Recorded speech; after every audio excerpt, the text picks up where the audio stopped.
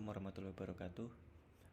Eh, Nama saya Indra Arsikaloka, NBI 14620000246. Di sini saya akan mendemokan proyek UAS pemrograman aplikasi bergerak saya.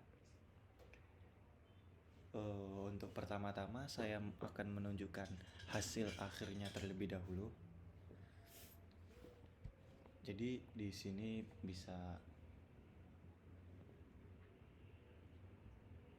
bisa dilihat screen handphone saya. Ini untuk login page-nya. Ketika saya masukkan password yang salah, dia akan muncul notif invalid identifier atau password seperti itu. Untuk password yang benar,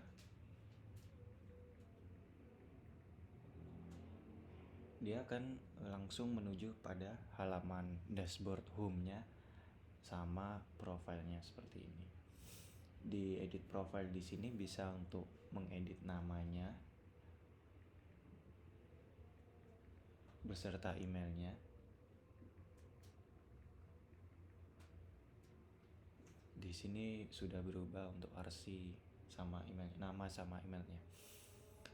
Lalu di sini list barangnya ada di sini, barang 1, barang 1, barang 2, barang 2. Ketika diklik muncul modalnya.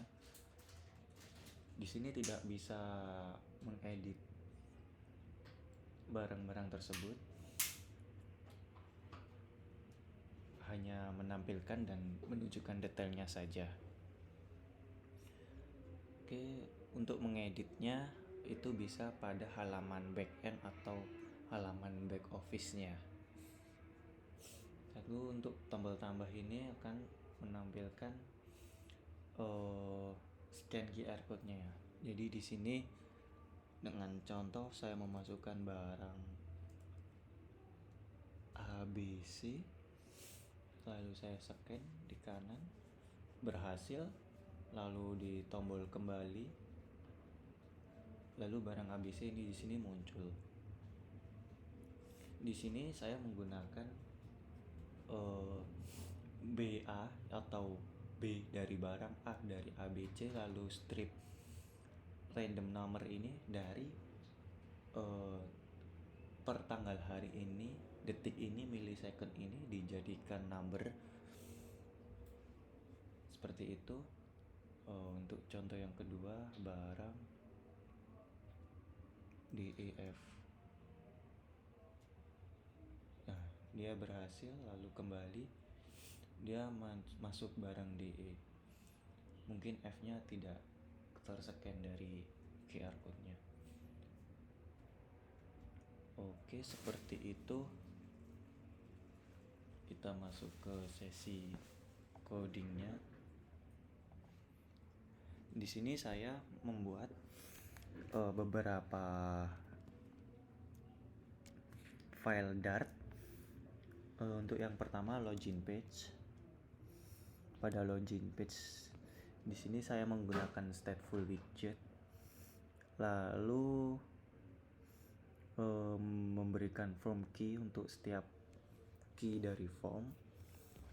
Lalu ada state is loading atau variable is loading. Lalu ada final storage dari Flutter Secure Storage karena saya menggunakan JSON Web Token untuk security loginnya, maka saya menyimpan security loginnya JSON Web Token tersebut pada Flutter Secure Storage.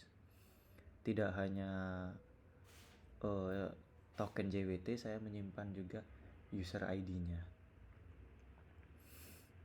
Di sini juga ada controller untuk name dan password. Lalu di sini ada fungsi login. Ketika sudah tervalidasi,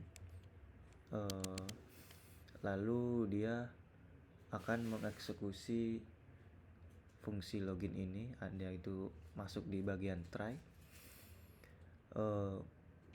Di sini saya menggunakan package HTTP untuk post data di API saya atau di back office saya di IP tersebut dengan body identifier dan password identifier ini bisa diisi email atau username. Lalu ketika error dia menampilkan respon errornya itu tadi.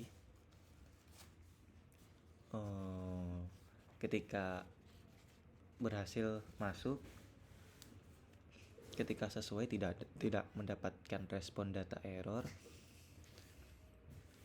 saya menyimpan storage tadi atau JWT dan user tadi pada secure storage, Flutter secure storage tadi dengan key user dan out untuk JWT-nya, user untuk user yang login itu sebagai siapa. Lalu saya menavigasikan login page tersebut ke dashboard.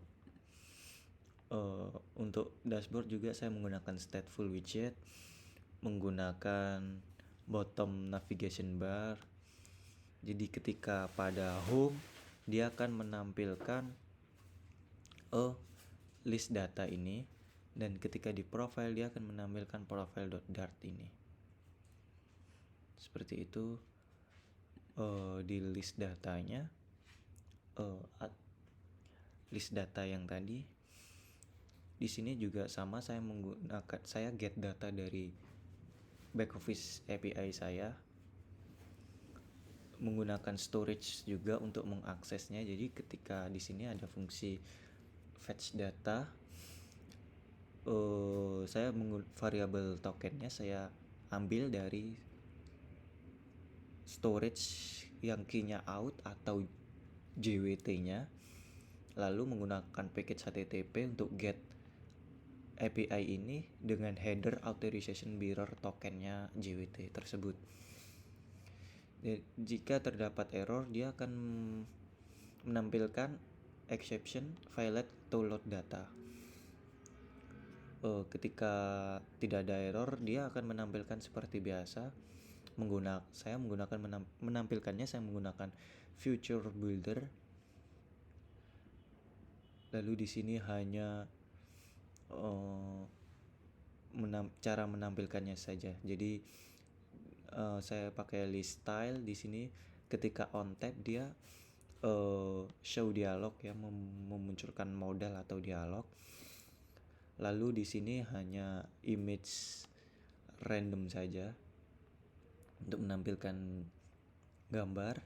Lalu teks ini dari nama barang, dan subtitle ini dari KRID atau yang tadi saya fungsikan sebagai BA strip, lalu bla bla bla nomor dari hari ini. Oke, ini ketika belum terjadinya loading, maka belum terloadnya data, dia melakukan loading seperti biasa. Lalu ini floating action button hanya menampilkan button plus yang di bawah kanan tadi yang floating. Ketika diklik dia masuk ke QR view example. Di sini QR view example-nya saya menggunakan package QR code scanner. Lalu di sini menggunakan barcode result QR view controller yang dinamain control. Jadi ini yang dari package-nya, barcode dan QR controllernya. Lalu widget ini hanya untuk menampilkan tadi kayak ketika belum ada barcode, dia menampilkan scan a code. Ketika ada data yang di scan, dia menampilkan data scan-nya yang di bawah tadi.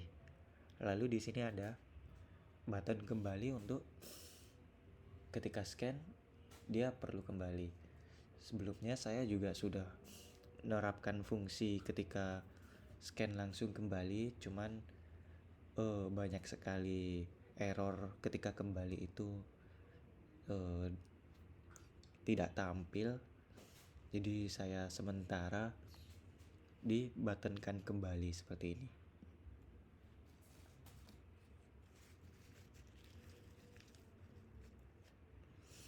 Lanjut, ini scan areanya yang di tengah itu tadi. Lalu ini fungsi QR view-nya yang dari package QR scanner-nya. Lalu ketika terbaca di sini, ketika terbaca barcode-nya,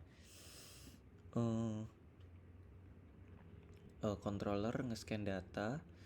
Ketika terbaca di result ini, ketika terbaca di scan data ini, dia mengisi pada variable result atau state result. Lalu ketika barcode-nya telah terscan, saya mengkontrol untuk stop kameranya. Lalu di sini juga ada scanner untuk menghindari duplikasi data ketika di scan. Jadi ketika scanner false, dia menjalankan fungsi untuk post datanya. Ketika scannernya sudah true, dia tidak bisa ngepost data ke API-nya. Ini sama URL-nya, storage-nya, lalu token-nya. Nah, di sini untuk yang split data tadi, jadi di sini huruf pertama, huruf kedua, lalu strip, lalu millisecond signs epoch ini.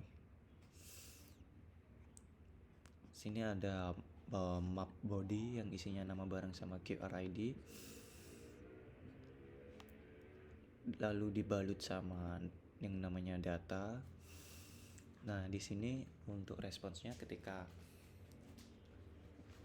post data dengan headernya mirror token dengan content type application JSON. Ketika status code-nya 200 atau berhasil, dia menampilkan yang di bawah scaffold messenger snack bar berhasil. Lalu saya merubah scanner menjadi true. Else juga ketika gagal seperti ini navigator. Untuk di profilnya hampir sama seperti yang lainnya. Get user datanya dari storage user yang tadi sudah dideklarasikan ketika login. Lalu di sini menampilkannya menggunakan future builder sama dengan list data. Image-nya statis menggunakan domain request date in. Lalu di sini untuk menampilkan datanya, namanya username di sini. Lalu emailnya juga di sini. Ini untuk ketika editing dia menampilkan formnya. Lalu ada save change-nya. Nah, untuk profile di situ saja. Di sini saya akan menemukan untuk back office atau back end-nya. Di sini saya menggunakan Strapi atau headless CMS. Jadi data-datanya yang di sini tuh masuk pada warehouse ini tadi, barang 1, barang 2, barang ABC, barang DE.